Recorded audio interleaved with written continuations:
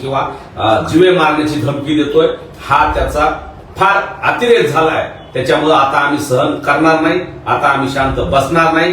मनोज दादा जर कुणी केसाला धक्का लावला तर त्याला आम्ही सोडणार नाही. हा आमचा आजपर्यंतचा इतिहास आहे. पण आम्ही कायदा मानणारे माणसं आहोत. कायद्यानं आम्ही त्याला जशास तसं लोकशाही मार्गानं आंदोलन करून आम्ही प्रशासनाला त्याला अटक करायला लावू, त्याच्यावर कारवाई करायला लावू आणि त्याला हे कोण करायला लावतं हे पोलीस बांधवांनी समोर आणलं पाहिजे. नसता समाजामध्ये तेढ निर्माण होईल. आणि मनोजदादाच्या बाबतीत तो असं बोलत असतं तर मराठा समाजाच्या भावना अतिशय तीव्र आहेत. समाज सहन करणार नाही. हे सगळं समाजाच्या भावना अनावर होतील आणि मग यातून लोकशाही मार्गानं पुन्हा रस्त्यावर जनसमुदाय येण्याची शक्यता आहे. आम्हाला नाविलाज असतो रस्त्यावर यावं लागेल. याची सुद्धा नोंद पोलीस बांधवांनी घेतली पाहिजे.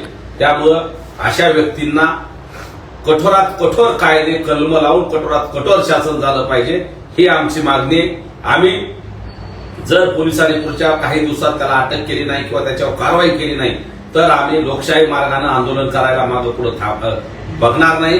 हा सुद्धा पोलीस बांधवांना आमचा एक सल्ला आहे. संपूर्ण माध्यमावरती ती कॉल रेकॉर्डिंग आता व्हायरल होत आहे, तर तुम्ही बीड पोलीस प्रशासनाशी काही बोलला आहात का कारवाई संदर्भात? हो, माननीय पोलीस अधीक्षक साहेबाला मी ती रेकॉर्डिंग बद्दल बोललोय. त्या संबंधित व्यक्तीविरोधात कारवाई करावी म्हणून आता विनंती केली. याच्या अगोदरही मला 2 वेळेस त्यानं शिव्या दिल्या. त्यावेळेस 1 वेळेस मी गुन्हा दाखल केलाय, त्याच्यानंतर 1 वेळेस पुन्हा त्यानं मला शिव्या दिल्यानंतर ती सुद्धा कॉल रेकॉर्डिंग आणि मी ते पोलीस अधीक्षक साहेबांना टाकलेलं आहे. परंतु पोलीस बांधवांना तो सापडत नाही असं त्यांचं म्हणणं आहे. आणि ते कलम असतील किंवा कायद्याच्या भाषेत तितकं काही कलम कुठले लावत हा काही कायदेशीर पेच निर्माण असू शकतो.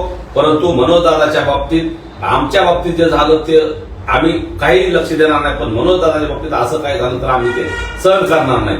कायद्याच्या कुठल्या चौकटीत बसवायचे काय बसवायचे बसवा, पण मनोजदादाला धमकी देणारा, मनोजदादाला गोळ्या घालतो ही भाषा बोलणाराला आम्ही सुद्धा सोडणार नाही. लोकशाही मार्गाने त्याला आम्ही सुद्धा जाब विचारू आणि पोलिसांना तो जर सापडत नसेल तर आमचे मराठा बांधव शांततेने त्याला शोधतील आणि पोलिसाच्या हवाली करतील.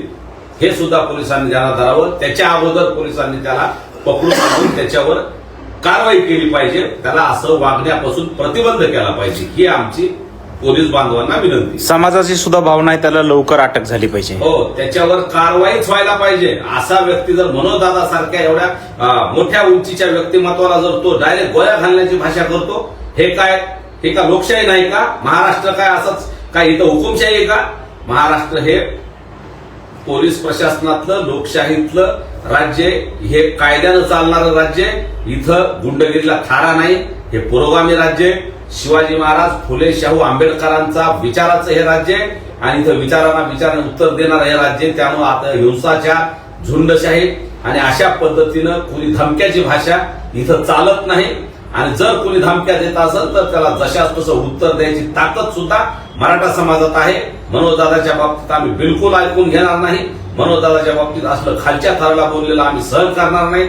आणि त्यांना मारण्याची भाषा करणाऱ्याने अगोदर 100दा विचार केला पाहिजे की आपण हे कुणाच्या सामन्याहून करतोय आणि कशासाठी करतोय याचं सुद्धा आत्मचिंतन त्या व्यक्तीने केलं पाहिजे.